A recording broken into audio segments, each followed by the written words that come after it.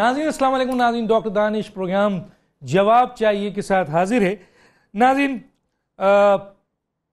ایک ایشو جو ابھی بالکل کرنٹ ہے ابھی ہے کہ جناب امریکن وزیر خارجہ جو ہیں وہ ان کی ملاقات ہوئی ہے, پاکستان میں آئے ہیں, لیکن ہم یہ دیکھ کے بڑے حیران ہوئے. وزیر خارجہ نے پریس بریفنگ 1 گھنٹے سے زیادہ دے دی, اور 1 گھنٹے سے زیادہ پریس بریفنگ میں 2-3 چیزیں ہی سامنے آئی ہیں کہ جی بڑے اچھے ماحول میں بات ہوئی, اور جناب مجھے بلا لیا ہے, اور یہ اور وہ فلاں.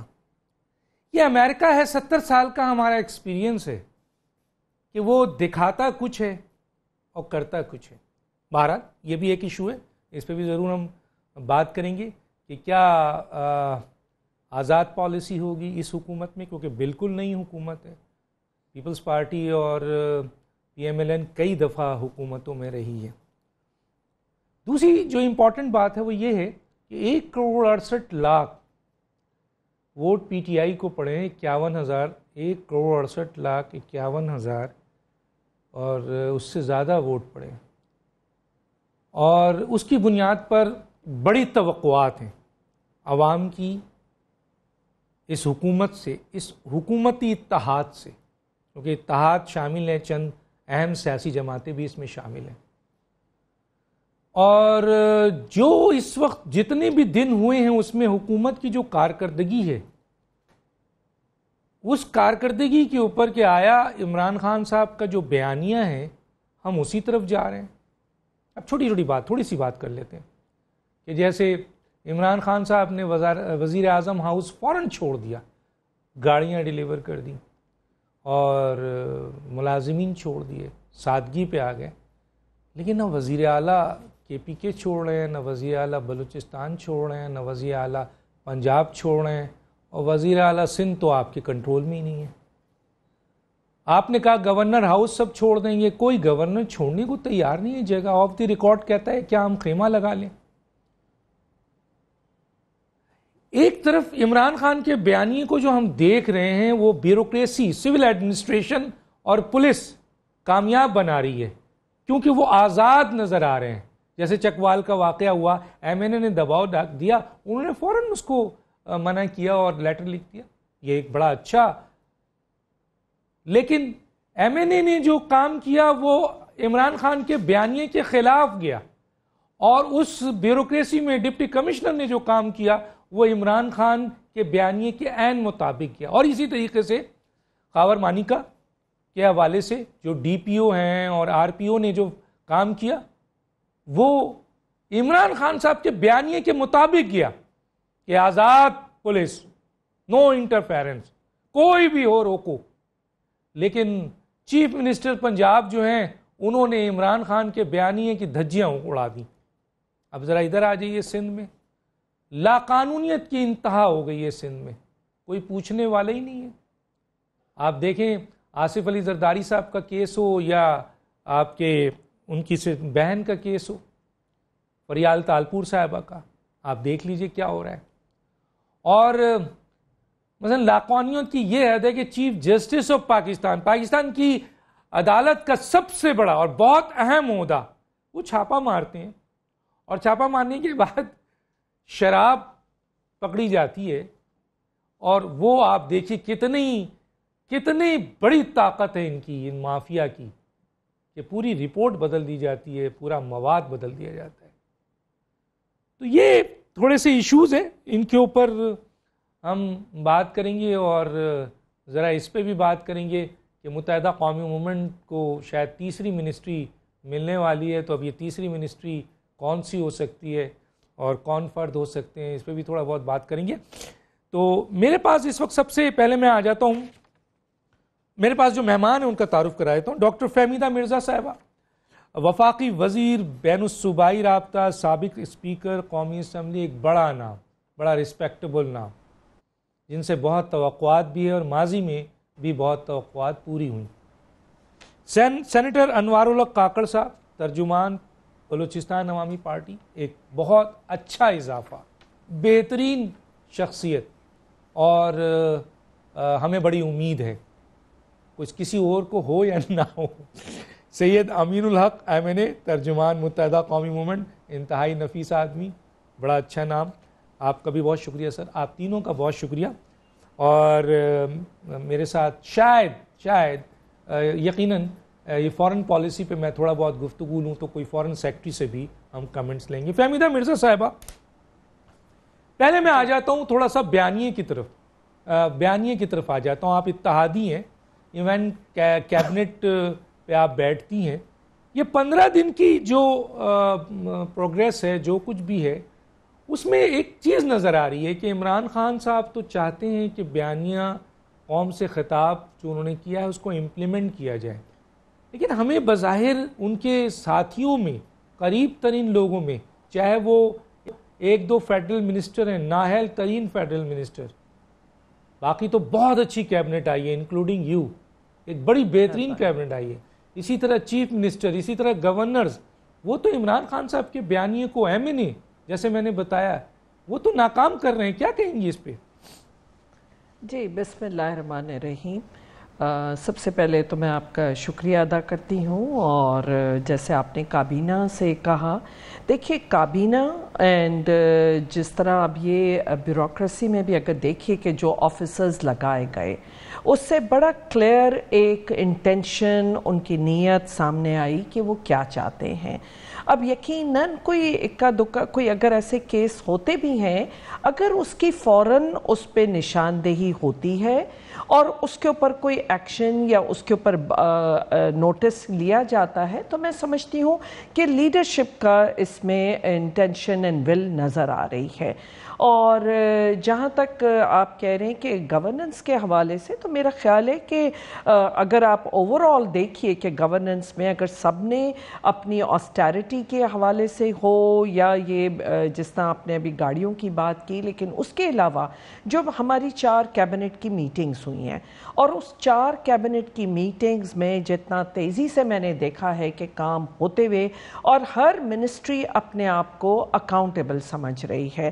پہلے یہ ہوتا تھا کہ ہم منسٹری کے کوئی کسی کو کوئی گاڑیاں ملیں گی, گھر ملیں گے, یا اس طرح کی چیزیں ہوتی تھیں, لیکن اب جو ہے کہ سامنے ہے کہ ایک بہت بڑی ذمہ داری ہے, اور جو پرفارم کرے گا وہ رہے گا, اور یقیناً ایک بڑی رسپانسبلٹی کے ساتھ ہر منٹ اپنے آپ کو آج اکاؤنٹیبل سمجھ رہا ہے.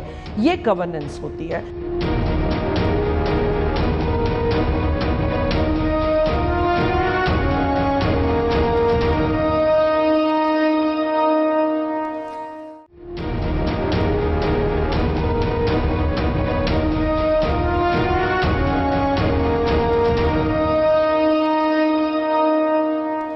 میں ذرا صاحب کی طرف آنے کے سے پہلے میرے ساتھ شمشاد احمد صاحب ہیں, فارن سیکرٹری, بڑا نام ہے, ان سے پوچھ لیتے ہیں کہ یہ جو امریکہ کے وزیر خارجہ آئے ہیں اور ہمارے جو وزیر خارجہ اتنے زیادہ خوش فہمی کا شکار ہو گئے ہیں, کیا یہ واقعی صحیح ہے؟ شمشاد احمد صاحب میری آواز آ رہی ہے؟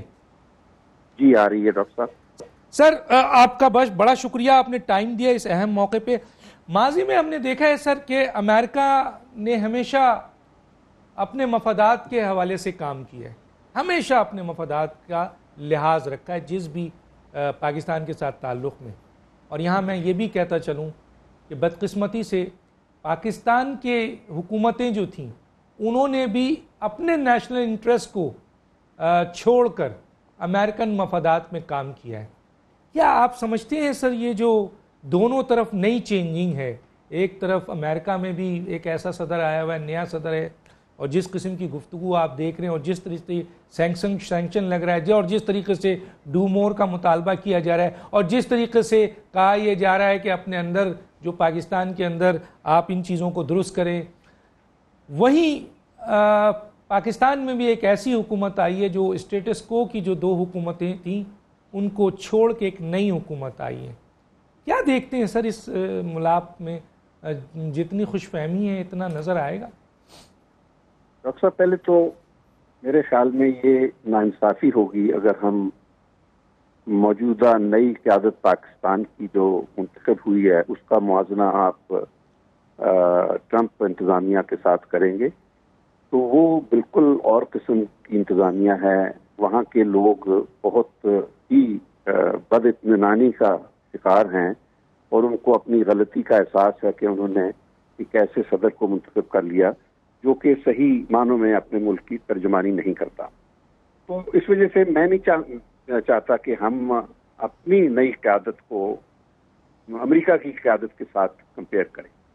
हमारी क़यादत जो नई मुंतखब हुई है, ये डॉक्टर साहब आप भी गवाह हैं और मैं भी आपके साथ इस सफ़र में आपके साथ रहा हूँ, और हमने देखा है 70 सालों के बाद पहली मर्तबा एक मुल्क को उम्मीद की नई किरण नजर आ रही और एक डायरेक्शन वाज़े कर दी गई है नई क़यादत में।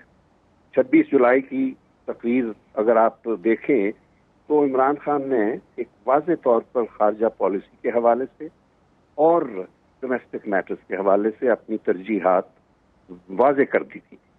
लेकिन अब अगर हम लोग इतने बेसब्र हो जाएं कि अभी 15 दिन हुकूमत को इक़्तिदार में आए हुए हैं और अभी हुकूमत की कारकर्दगी भी सामने नहीं आई और उस पर हम तबसरा करना शुरू कर दें, तो ये मेरे ख्याल में नाइंसाफ़ी है। आप अगर किसी गाड़ी को स्टार्ट करते हैं तो पहले गियर से शुरू होती है गाड़ी, स्लो स्पीड होती है, फिर दूसरे में जाते हैं, फिर तीसरे में जाते हैं, कहीं चौथे गियर में जाकर आपकी गाड़ी जो है वो फिर ठीक रफ्तार पर चलती है। तो ये एक नई क़यादत जो आई है, ये आम जो पिछले 2 टर्म्स में इंतखाबात के नतीजे में आने वाली हुकूमतों की तरह नहीं है। ये जो क़यादत की तब्दीली हुई है, पहली मर्तबा 70 सालों में एक स्टेटस को, जो एक कब्जा ग्रुप की जड़ें थी, वो उखाड़ के फेंकी गई है बाहर। अब सिर्फ देखना ये है कि ये कितना वक्त आगे लिया जाएगा कि जो नई हुकूमत का एजेंडा है नए पाकिस्तान का, उस पर मुकम्मल अमल किस वक्त तक होगा। लेकिन ये एक्सपेक्ट करना कि आज या कल या 2 हफ्तों में या 3 हफ्तों में 70 साल की जो बुराइयां हैं डॉक्टर साहब, अगर वो 7 साल में भी खत्म हो जाएं तो बड़ी गनीमत होगी। सर मैं अब आता हूं। हाँ जी बिल्कुल सही है सर। शाह कुरैशी साहब की बात बिल्कुल। देखिए, आज ये जो अमेरिकी सेक्रेटरी ऑफ स्टेट का दौरा था, ये पहला मौका है कि अमेरिकन क़यादत को हमारी क़यादत के साथ राब्ता हुआ है, और हमारे लिए ये तवक्को करना कि इस पहली मुलाकात में, जो गालिबन 40 मिनट की मुलाकात थी दोनों वफूद के दरमियान, और 15-20 मिनट की मुलाकात होगी शायद प्राइम मिनिस्टर के साथ, तो ये तवक्को करना कि अमेरिका के साथ जो पाकिस्तान के 70 साला ताल्लुकात का जो मलबा है वो इस एक मुलाकात के नतीजे में ख़त्म हो जाएगा, हट जाएगा। डॉक्टर साहब, ये बड़ी गैर हकीकत पसंदाना बात होगी। हमें सोचना चाहिए कि 40 मिनट में क्या क्या डिस्कस हो सकता है। सही। पहले तो वो आके मुबारकबादी दी होगी, अच्छे लफ्ज बोले जाएंगे। इस तरह शाह कुरैशी साहब ने कहा है कि ये मौका सिर्फ सुनने, समझने और आगे बढ़ने का था। मैं इसको और ऐड करूंगा, ये मौका जो 40 मिनट की मुलाकात थी, यकीनन दोनों वफूद के लिए सुनने, सुनाने और समझने और आगे बढ़ने का मौका है। तो इस मुलाकात के बाद अभी और मुलाकातें होंगी। मेरे ख्याल में वो दावत दे चुके हैं फॉरेन मिनिस्टर को कि जब वो न्यूयॉर्क आएंगे तो वाशिंगटन आए, तो ये रास्ते आगे बढ़ेंगे, तो आहिस्ता आहिस्ता नतीजे भी निकलेंगे।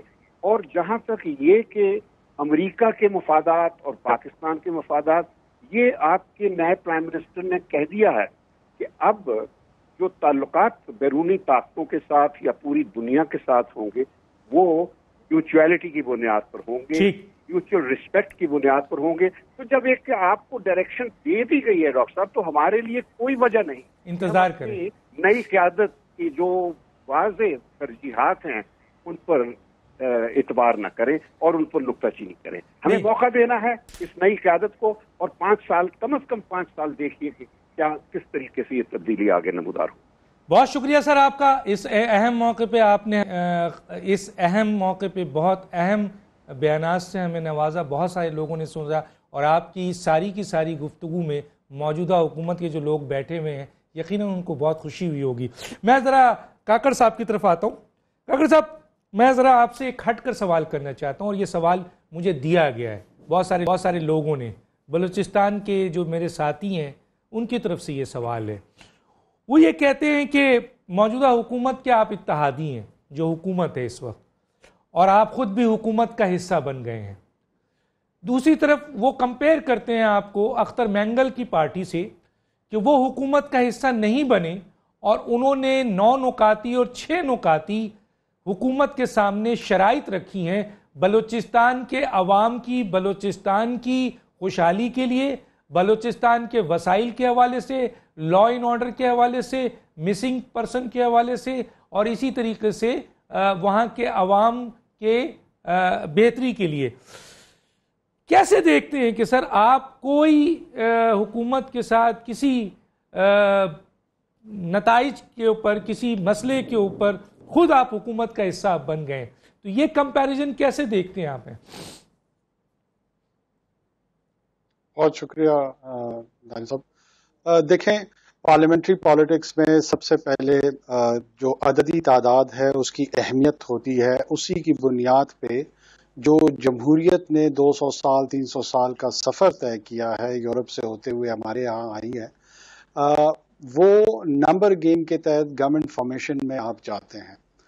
اس وقت بی این پی مینگل کو بلوچستان کے ایک مخصوص حصے میں مینڈیٹ ملا ہے, بلوچستان کے ایک مخصوص پاپولیشن کے حصے نے ان کو مینڈیٹ دیا ہے, لیکن وہ مینڈیٹ اتنا نہیں ہے کہ وہ حکومت سازی میں از خود جا سکتے. چونکہ ہم سنگل لارجسٹ پارٹی تھے تو وہ پروگیٹو, وہ جو پریولیج تھا وہ بلوچستان عوامی پارٹی کو حاصل ہوا as a single largest party, اور رسپیکٹ اس کو کیا پی ٹی آئی نے. حالانکہ روایت یہاں پہ یہ رہی ہے کہ اگر وفاق میں کسی کی حکومت ہو تو وہ اپنی ول کو امپوز کرتا ہے, گرچہ ان کے مائنورٹی میں بھی نمبرز ماضی میں ایسی مثالیں موجود ہیں رہی ہوں. سب سے پہلا نقطہ یہ ہے کہ یہ ہمارا لیجٹمیٹ پولیٹیکل رائٹ تھا ٹو فارم گورنمنٹ, جو کہ بی این پی مینگل کے پاس وہ مینڈیٹ اس تعداد میں نہیں آیا. جہاں تک ان کے 6 نکات کا تعلق ہے, دیکھیں وہ اس وقت ایک ایسی پوزیشن میں ہے کہ انہوں نے ایک کنسٹرکٹیو اپوزیشن کے طور پہ اپنے آپ کو پیش بھی کرنا ہے اور ثابت بھی کرنا ہے. بلوچستان کے جو گوناگوں مسائل وہ سمجھتے ہیں, چاہے وہ سائل اور وسائل کے حوالے سے ہوں, چاہے وہ مسنگ پرسنز کے حوالے سے ہوں, لا اینڈ آرڈر کے حوالے سے ہوں, ان کا ایک مخصوص نقطۂ نظر ہے اس پہ. اور بلوچستان عوامی پارٹی کا بھی ایک اپنا نقطۂ نظر ہے ان تمام ایشوز پہ. یہاں پر جو آبجیکٹیولی انالیسز ہوگا اور جو پلیسمنٹ ہوگی اور جو ججمنٹ ہوگی وہ سچائی کی بنیاد پر ہوگا, وہ کارکردگی کی بنیاد پہ ہوگا. اس کو باقی دنیا بھی دیکھ رہی ہے, پاکستان بھی دیکھ رہا ہے, بلوچستان کے عوام بھی دیکھ رہے ہیں. مثال کے طور پہ انفورس ڈس اپیئرنس کے حوالے سے ہمارا ایک موقف رہا ہے کہ یہ ایک سیریس مسئلہ ہے, اور یہ سیریس مسئلہ پیداوار کس چیز کی ہے اس پہ کوئی بحث نہیں کرتا.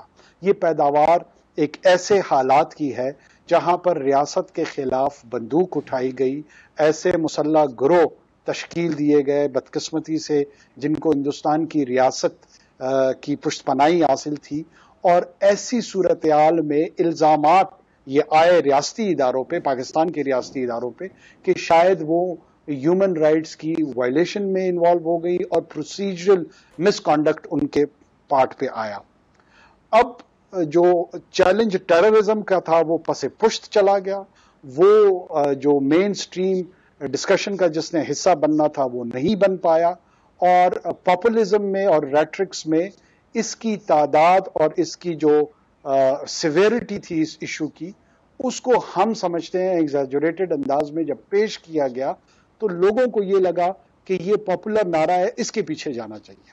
بلوچستان عوامی پارٹی اس کی نسبت میں یہ سمجھتی ہے کہ اس کو اینالائز کر کے اس کو آبجیکٹو انداز میں دیکھ کے انفولڈ کرنا چاہیے, اور جو سچائی کے قریب جو پوزیشن ہے اس کو اپنانا چاہیے, اور ساتھ ساتھ جن عوامل کا ہم نے تذکرہ کیا جس میں یہ مسلح گروہ ریاست کے پرامن شہریوں کے خلاف ایک وائلنس کی انہوں نے کمپین ڈکلیئر کی ہوئی ہے, اس کی رکاوٹ کے لیے کیا قانون سازی کی ضرورت ہے, کیا اپنے اداروں کو انہی اختیارات کے ساتھ رکھنا چاہیے, مزید اختیارات دینے چاہیے, اس پہ کنسٹرکٹیو بحث پارلیمنٹ پہ ہونی چاہیے, پولیٹیکل پارٹیز میں ہونی چاہیے, میڈیا میں ہونی چاہیے, کیونکہ پرائمریلی ریاست کا پہلی ذمہ داری جو ہے وہ اپنے پرامن شہریوں کو جو ان آرمڈ سٹیزنز ہیں ان کی پروٹیکشن ایک پرائم رسپانسبلٹی ہے. جن شہریوں نے یہ ایکسرسائز کر لی اپنی چوائس کے انہوں نے تشدد کا رستہ اختیار کرنا ہے. ان کے رائٹس اور جو پرامن شہری کے رائٹس ہیں اس پہ یقیناً ایک کھلی بحث ہونی چاہیے کہ کس کو پرائیورٹی دینی چاہیے, ان کے پروسیجرز کو یا ان کی رائٹ ٹو لائف کو پروٹیکٹ کرنے کو. ٹھیک ہے سر, میں یقیناً اس سے پہلے جو حکومت رہی بلوچستان کی وہ بلیک میلنگ کی حکومت رہی, اور وہ ہمیشہ حکومت کو بلیک میل کرتی تھی, فیڈرل کو, اور اپنے مفادات حاصل کرتی تھی. عوام کا تو کچھ بھی نہیں ہوتا تھا.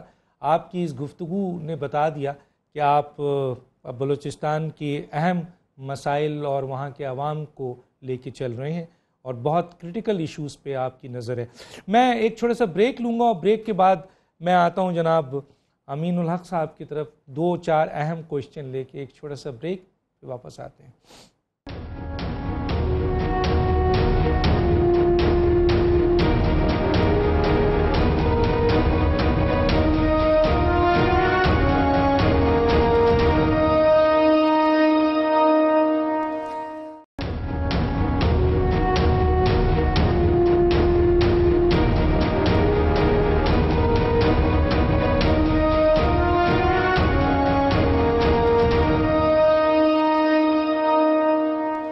Welcome back. میں امین الحق صاحب آپ کا فائدہ اٹھاتے ہوئے یہ ضرور معلوم کرنا چاہوں گا, ابھی آپ پی ٹی آئی کے اتحادی ہیں اور ماشاءاللہ 2 منسٹری آپ کے پاس ہے.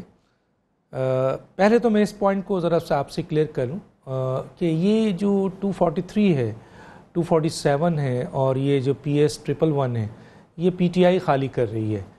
تو آپ اتحادی بھی ہیں, کوئی انڈرسٹینڈنگ ہوگی یا الگ الگ آپ الیکشن لڑیں گے, کیا ہوگا؟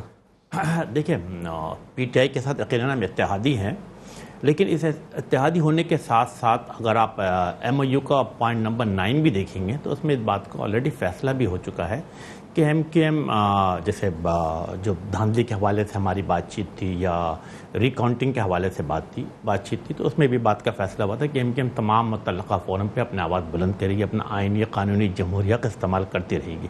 بالکل اسی طرح ایم کیو ایم نے بھی فیصلہ کیا ہے کہ جو عمران خان صاحب کی جو سیٹ خالی ہوئی ہے اس کے اوپر ایم کیو ایم اپنے کینڈیڈیٹ بالکل کھڑا کرے گی, اور ان تینوں سیٹوں پہ. ہاں بالکل, کہیں کمپرومائز تو نہیں ہے؟ نہیں, کسی جگہ پہ کوئی کمپرومائز پیچھے تو نہیں ہٹ رہے کہیں, بالکل ایک آپ لے لیں ایک میں لے لوں. نہیں دانش, اگر آپ ایم کیو ایم کے ماضی کی ہسٹری دیکھیں گے پچھلے 3 دہائیوں سے, تو ہمیشہ ایم کیو ایم نے تن تنہا تمام بلدیاتی, قومی اور صوبائی اسمبلی کے الیکشن لڑا ہے. تو ایم کیو ایم اپنی روایت پہ قائم و دائم رہے گی, اور ان شاء اللہ تعالیٰ این اے 243 کے اوپر بھی ایم کیو ایم نے اپنے 4 آدمی کو ابھی کاغذ نامزدگی جمع کرا دی ہیں. علی رضا عابدی اس میں ہیں؟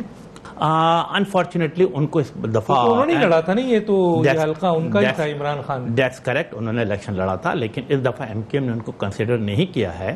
کنسیڈر یہ اگر این اے 243 میں نہ کرنے کا مقصد نہیں ہے کہ وہ ہمارے لائم لائٹ میں موجود نہیں ہے. ہمارا ایک ینگ پارلیمنٹیرین رہا ہے, نوجوان ہے, تعلیم یافتہ ہے, گڈ ریپوٹیشن ہے. یقیناً ہمیں مستقبل کے لیے کہیں نہ کہیں پہ ان کو کسی جگہ پہ یقیناً استعمال کیا جائے گا. ابھی ہم نے 4 آدمی کو وہاں سے نامنیشن بتائیں گے نام آپ؟ اس میں فیصل سبزواری بھائی ہیں, اس کے اندر خالد بن ولید جو ہمارے شہید ساتھی, ان کے بھائی عامر چشتی کو نامزد کیا گیا ہے.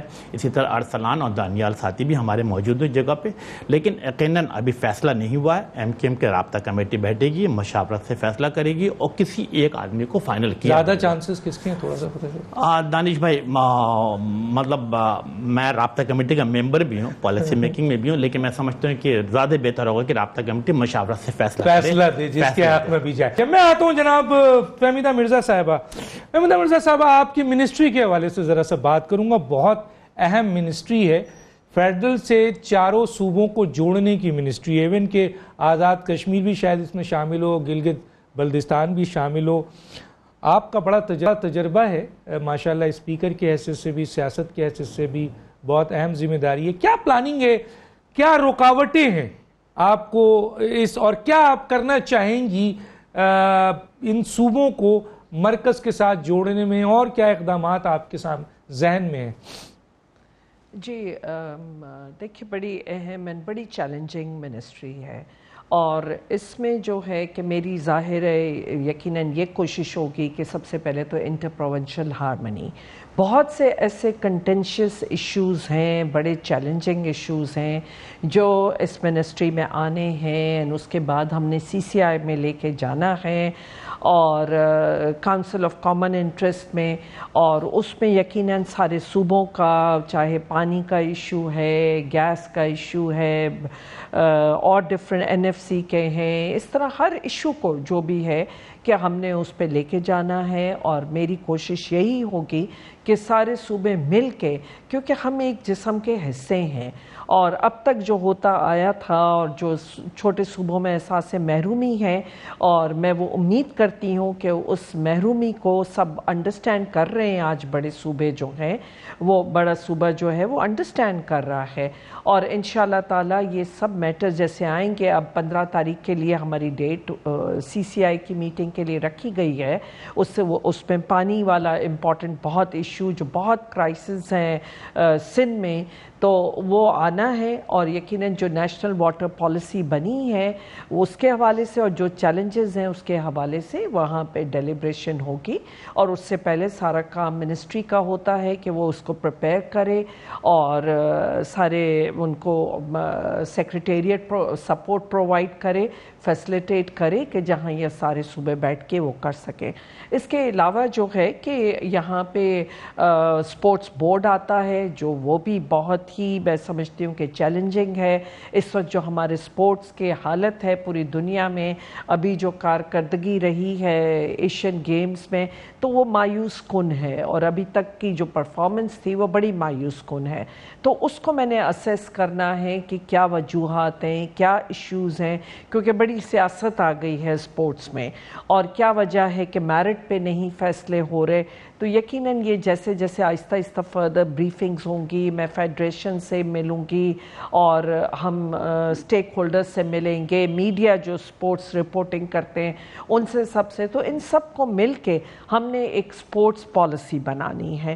ٹھیک ہے، میں نے ابھی ایک آپ سے سوال ضرور کرنا ہے کاکڑ صاحب کے بعد اور امین صاحب کے بعد. یہ جو سندھ کے اندر جو چیف جسٹس نے جو چھاپا مارا ہے اور اس کے بعد وہاں سب کچھ بدل دیا گیا ہے، تو یہ لاقانونیت، آپ وہاں رہتی ہیں، اس کے اوپر کمنٹس لوں گا. کاکڑ صاحب، میں ایک بہت اہم ایشو کی طرف آنا چاہتا ہوں، اور یہ ایشو میں اٹھا رہا ہوں، اور یہ بڑی ناانصافی ہے بلوچستان کے ساتھ. آپ اس کو کیسے دیکھتے ہیں؟ اور یہ ہے کہ پاکستان میں وسائل اور نیشنل اسمبلی کی جو سیٹیں ہیں وہ پاپولیشنز کی بنیاد پر ڈسٹریبیوٹ کی جاتی ہیں، اور اس کی بنیاد پر بلوچستان کے اہم جو وسائل ہیں، اہم معدنیات ہیں، ریکوڈیک ہے، سینڈیک ہے، جو کچھ بھی ہے، ایون کہ سارا کا سارا مٹیریلز یہاں سے چلا جاتا ہے اور باہر سے بتا دیا جاتا ہے کہ جناب یہ اس میں سے سونا نکلا ہے، فنا نکلا ہے. حالانکہ ہونا یہ چاہیے کہ بلوچستان میں ہی سب چیز ہونی چاہیے، کیونکہ بلوچستان کے پاس اختیارات ہمیشہ سے نہیں رہے. تو اس صورتحال میں پھر تھوڑا سا ٹکڑا دے دیا جاتا ہے جو پیسے آتے ہیں. تو میرا یہاں پہ ایک سوال ہے کہ قومی اسمبلی کی سیٹ کراچی کی ایک شہر ہے، اس کی تو 21 ہے، لیکن بلوچستان جو اتنا بڑا صوبہ ہے جہاں ایک کانسٹیٹوئنسی جو ہے اگر صبح چلیں تو رات ہو جاتی ہے، صبح ہو جاتی ہے. تو 14 سیٹ تھی، اب 16 ہو گئی. لاہور کی 14 تھی. تو کیا یہ آپ ڈیمانڈ کریں گے کہ بلوچستان کے لیے جو یہ پوری وسائل ہیں اور نیشنل اسمبلی کی جو سیٹیں ہیں اس کو جو ڈسٹریبیوشن ہے پاپولیشن کے ساتھ ساتھ ایریا اور پسماندگی کی جائے، تاکہ بلوچستان کے ساتھ جو مسلسل ناانصافی ہو رہی ہے، کیونکہ آپ کی قومی اسمبلی میں اگر سیٹ 14 ہوگی تو آپ کی امپورٹنس بھی اتنی ہی ہوگی. سر کیا کہیں گے؟ ڈاکٹر صاحب، میں آپ کا یہ سوال اٹھانے پہ بہت زیادہ مشکور اور شکر گزار ہوں. یہ صدا تو بہت پہلے بلوچستان سے اٹھنی چاہیے تھی، بہت دیر ہو گئی ہے اس میں، لیکن چلے دیر آیت درست آیت. عرض یہ ہے کہ جیسے آپ نے بنیادی طور پہ جو پولیٹیکل سٹرکچر ہے اس میں جو فالٹ لائن ہے بلوچستان کے حوالے سے، particularly parliamentary form of government میں، وہ ہے ہی یہی کہ ہماری پولیٹیکل ریپرزنٹیشن اور سائز وہ اتنا کم ہے کہ اس میں اتنے بڑے strategic half of the country کو جو ریپرزینٹ کر رہے ہیں اس کی strategic importance, political strategic importance جو ہے نا وہ کم ہو جاتی ہے. اس کو ظاہر ہے یہ ایک روایتی نوشن جو ٹو ریپرزینٹ ایڈلٹ فرینچائز کے بیس پہ اس نوشن کے تحت دیکھ رہے ہیں، but this is not a divine principle. انسانوں نے اپنے تجربات سے، انسانوں نے اپنے ایکسپیرینسز سے اداروں کو آلٹر کیا ہے، ویوز کو آلٹر کیا ہے، اور انسان نے اپنے سیکھنے کے سفر کو اسی طرح آگے بڑھایا ہے. میں سمجھتا ہوں بلوچستان اور پاکستان کی فیڈریشن کے کانٹیکسٹ میں جس طرح 18ویں ترمیم ہوئی، اختیارات ڈیوالو ہوئے، NFC آیا، جو سب سے بڑی فالٹ لائن ہے وہ ہے ہی یہی کہ فیڈریشن کی پولیٹیکل سٹرینتھ میں جو ہمارا حصہ ہے وہ کم ہے. اب اس کا طریقہ کار یہی ہو سکتا ہے کہ کوئی کانسٹیٹیوشنل فارمولا لایا جائے جس کے تحت ایریا کو کنسیڈر کیا جائے، بیکورڈنس کو کنسیڈر کیا جائے، جو ریسورس کنٹریبیوشن ہے، کیونکہ آپ آن دا بہاف آف 200 ملین پاکستانیز آپ ان کی اکنامک ڈسٹریبیوشن کے فیصلے کرتے ہیں، آپ ان کے وسائل کے متعلق سیاسی فیصلے کرتے ہیں، اور ایسے فیصلے کرتے ہیں جس میں ہمارا کردار contribution in terms of resource ہے، لیکن پولیٹیکل ریپرزنٹیشن ہماری نہ ہونے کے برابر ہوتی ہے. اس کو ایکولائز تو نہیں کر سکتے لیکن ایکویٹیبل ضرور کر سکتے ہیں.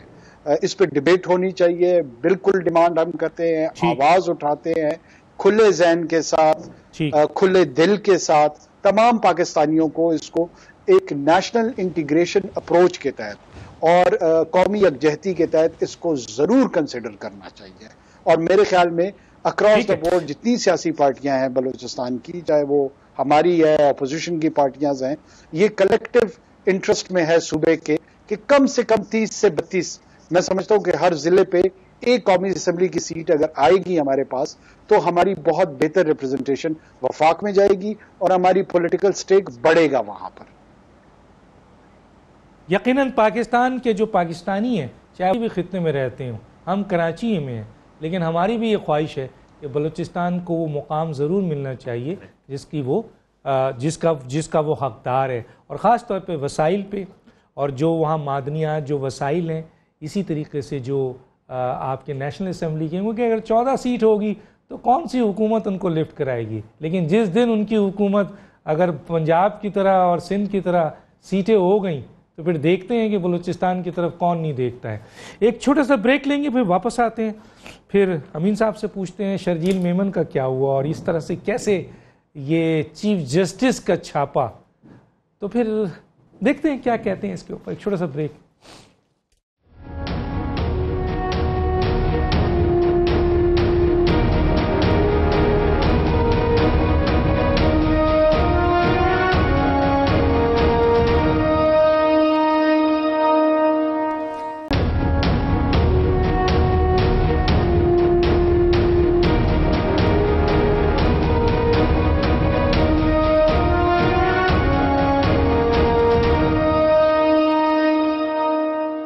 Welcome back. سر 400 ارب، لیکن وہ اتنا شاہانہ انداز، چیف جسٹس نے چھاپا مارا، یہ سب بدل دیا گیا سر، اتنی طاقت سر. دانش بھائی بڑی امپورٹنٹ بات ہے، ہمیں سمجھنا پڑے گا کہ پاکستان پیپلز پارٹی پچھلے 10 سال سے سندھ میں حکومت کر رہی ہے. ہم یہ بات کہنے آپ 10 سال سے کہہ رہے ہیں ساری حکومتیں پیپلز پارٹی کی رہی ہیں، پچھلے 10 سال سے مسلسل حکومت کرتے چلے آ رہے ہیں. بالکل یہ جملہ صحیح ہے. اور دوسرے لفظوں میں یہ کہا جا سکتا ہے کہ پیپلز پارٹی یا سندھ حکومت کرپشن کی بادشاہ رہی ہے. ایک طرف شرجیل میمن کے خلاف 400 ارب سے زیادہ کا کرپشن کا کیس ہے، موصف جیل جاتے ہیں اور جیل سے بڑے شاہانہ انداز میں ہاسپٹل VIP کمرے میں موجود رہتے ہیں. ڈاکٹر عاصم صاحب 426 ارب روپے کرپشن کے کیس میں انوالو ہوتے ہیں، چند دن جیل میں رہتے ہیں اور بڑے آرام سے VIP کمرے میں موجود رہتے ہیں. یہ پاکستان آصف علی زرداری صاحب اور فریال صاحب اب 35 ارب کے صرف منی لانڈرنگ میں ہیں، ان کی سب کچھ ایزی ہے، وہ مسکراتے پھر رہے ہیں. یہ تو آنے والا وقت ابھی فیصلہ کرے گا. میں سمجھتا ہوں جس انداز سے FIA اور نیب نے اپنے مقدمات کی تیاری کر رہے ہیں، GIT کے لیے کہا ہے، GIT کے لیے بھی کہا ہے، تو میں سمجھتا ہوں کہ یقیناً اس کے اوپر بھی وفاقی حکومت بھی دیکھے گی نیب اور FIA بھی اپنا جو قانونی دائرے میں رہ کر جو چیز غلط ہوگی اس غلط کو ثابت کرے گی. لیکن جہاں تک سندھ گورنمنٹ کے تعلق میں سمجھتا ہوں کرپشن، نیپوٹزم، فیوریٹزم یہ پیپلز پارٹی کا طر امتیاز رہا ہے پچھلے 10 سال میں. اگر آپ اسی کی طرح جو حکمران کے لوگ ہوتے ہیں ان کو تو VIP ٹریٹمنٹ ملتا ہے، لیکن اگر جب پلٹ کے ہم MKM کی طرف دیکھتے ہیں تو کنور نوید جمیل MNA رہے، گرفتار ہوئے، سارا عرصہ جیل میں گزارا. عامر خان ٹاپ لیڈرشپ ہے، پورا 5 سے 6 مہینہ جیل میں آنکھوں میں پٹی باندھ کر ان کو لایا گیا. لیکن باقی لوگوں کو اسی طرح ہمارا ایک سٹنگ MP ہے جاوید حنیف، جس کے اوپر کرپشن کا کوئی الزام نہیں ہے، جس کے اوپر کرپشن کا کوئی الزام نہیں. ان پہ الزام ہے کہ انہوں نے کراچی کے نوجوانوں کو 954 نوکریاں دی تھی، وہ جیل میں سڑ رہا ہے. لیکن ان لوگ عیاشی و مزے کر رہے ہیں. میں تو بڑا خوش ہوں کہ مطمئن ہوں کہ چیف جسٹس نے اس پہ نظر ڈالی ہے، پکڑا ہے.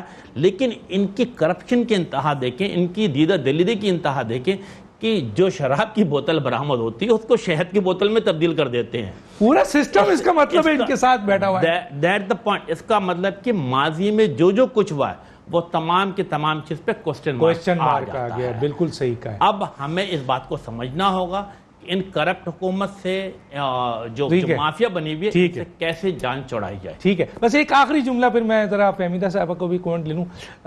آپ کو منسٹری MQM کو مل رہی ہے تیسری. ہاں دیکھیں ڈاکٹر صاحب MKM کی کبھی بھی روایت نہیں رہی ہے کہ منسٹری کے بھی ڈیمانڈ مل رہی ہے. میں نے یہ کہا مانگی ہے، ڈیمانڈ نہیں کی. اصل میں جو محبتوں کا سفر PTI اور MKM کے ساتھ گزشتہ 10 مہینے پہلے شروع ہوا تھا اور تو تیسری منسٹری پہ پہنچے گا. پریزیڈنٹ الیکشن میں ہم نے انہیں ان کے ساتھ کھڑے رہے ہیں، کندھے سے کندھے ملا کر کھڑے رہے. تیسری منسٹری مل رہی ہے، میں جانا ہے آگے. میرا خیال ہے کہ یہ چیز پروسیس میں ہے اور جو چیز سیاسی پارٹی کے اپنے مفاد میں ہوگا. کیونکہ دیکھیں MQM مجھے لگتا ہے امین الحق صاحب اب ایک ہی شخص رہ گیا جس کو منسٹری مل سکتی ہے اس وقت بہترین، اور وہ ہیں امین الحق صاحب. اب دیکھتے ہیں کون سی منسٹری ملتی ہے. میں آگے چلتا ہوں. فہمیدہ مرزا صاحبہ، یہ سندھ کی لاقانونیت کے اوپر چیف جسٹس اگر چھاپا مارے، وہ مواد بدل دیا جائے، تو پھر FIA کے اینٹی کرپشن کے اور یہ جو پولیس ان کے عام افسروں کے چھاپوں کی کیا حیثیت رہ جاتی ہے؟ میرے پاس 2 منٹ ہے. 2 منٹ. جی، سندھ میں کچھ بھی ہو سکتا ہے. جو 23 مئی 2015 کو سندھ ہائی کورٹ پہ اٹیک ہوا اور میں نے اپنے آپ کو اتنا فارمر اسپیکر نے بے بس پایا، 21ویں صدی میں دن دہاڑے جو کچھ ہوا، میں نے وہاں پہ کورٹس کی بے بسی دیکھی. تو اس کے بعد کچھ بھی ہو سکتا ہے اور بڑے افسوس کی بات ہے کہ وہ لوگ بھول بھی گئے اور اس پہ کوئی ایکشن بھی نہیں ہوا. اور جو ماسک لوگ اترے تھے، سڑکوں پہ آئے تھے اور جیسے کورٹ کو گھیراؤ میں کیا تھا اور لوگوں کو پکڑ کے، میڈیا کو پکڑ کے جس طرح ڈنڈے اور وہ مارے گئے کیونکہ وہ ان کو کور کر رہے تھے اور ہر چینل پہ دکھا رہے تھے. تو کچھ بھی سندھ میں ہو سکتا ہے. وہاں مائٹ از رائٹ کا وہ ہے. باقی یہ ہے کہ یقیناً اس پہ جوڈیشری نے ایک نوٹس لیا ہے اور خود چیف جسٹس صاحب انٹرسٹ لے کے اس کو دیکھ رہے ہیں. تو یقیناً اس کی تہہ تک جائیں گے، انویسٹیگیٹ کریں گے کہ حقائق کیا ہیں اور جو بھی اصلیت ہے وہ عوام کے سامنے آئے گی. بہت شکریہ. میں یہاں ایک جملہ کہتے ہوئے اپنے پروگرام کے پہ جاؤں گا کہ اگر سندھ گورنمنٹ میں، اس میں کوئی شک نہیں ہے کہ اگر آپ میڈیکل بورڈ بنائیں، صرف سندھ گورنمنٹ، چیف جسٹس صاحب میں آپ سے مخاطب ہوں کہ اگر آپ میڈیکل بورڈ سندھ کے ڈاکٹروں کا بنائیں گے اور اگر آپ اسی طریقے سے انویسٹیگیشن سندھ کی حکومت سے کرائیں گے، اسی طریقے سے آپ اداروں میں جو موجود بہت اہم کیسز ہیں اگر سندھ کے حکومت کے زیر اثر لوگوں سے کرائیں گے، آزاد کے لحاظ سے نہیں کہہ رہا ہوں، تو پھر یہاں کچھ نہیں ملے گا آپ کو. جیسے فہمیدہ صاحبہ نے کہا، جیسے انہوں نے، کچھ نہیں ملے گا. یہ بورڈ بھی آپ پنجاب میں بنائیے یا فیڈرل میں بنائیے، یا اس میں آرمی ڈاکٹرز رکھیں جو بورڈز بنتے ہیں. جتنے یہاں پر سندھ کے اندر سیاسی، خاص طور پہ یہ جو پیپلز پارٹی کے لوگ ہیں اور جن کے اوپر بورڈ بنا دیا جاتا ہے اور بورڈ ڈاکٹر لکھ دیتا ہے کہ ان کی ہڈیوں میں درد ہے، یہ تکلیف کا شمار ہے. آپ نے خود دیکھ لیا کہ جی شرجیل میمن کو کتنی تکلیف تھی اس جگہ پہ جب آپ نے چھاپا مارا تھا. تو یہ جتنے سیاسی قیدی ہیں جو جیلوں میں اس وقت ہاسپٹل میں ہیں، کیونکہ ہسپتال بھی ان کا ہے، انتظامیہ ان کی ہے जेल में भी लोग इन्हीं के हैं, पुलिस में भी लोग इनके हैं, कारकर्दगी में भी लोग हैं, वकला में भी हैं, सब जगह हैं। इनको निकालिए और पंजाब में इनको ले जाइए या फेडरल में ले जाइए तो मेरिट सामने आ जाएगा। बहुत शुक्रिया सैयद अमीनुल हक साहब आपका बहुत, डॉक्टर फहमीदा मिर्ज़ा आपका भी बहुत, सेनेटर अनवारुल हक काकड़ साहब आपका भी बहुत, शमशाद अहमद साहब आपका ही शो। डॉक्टर दानिश को याद दीजिए। अल्लाह हाफिज़।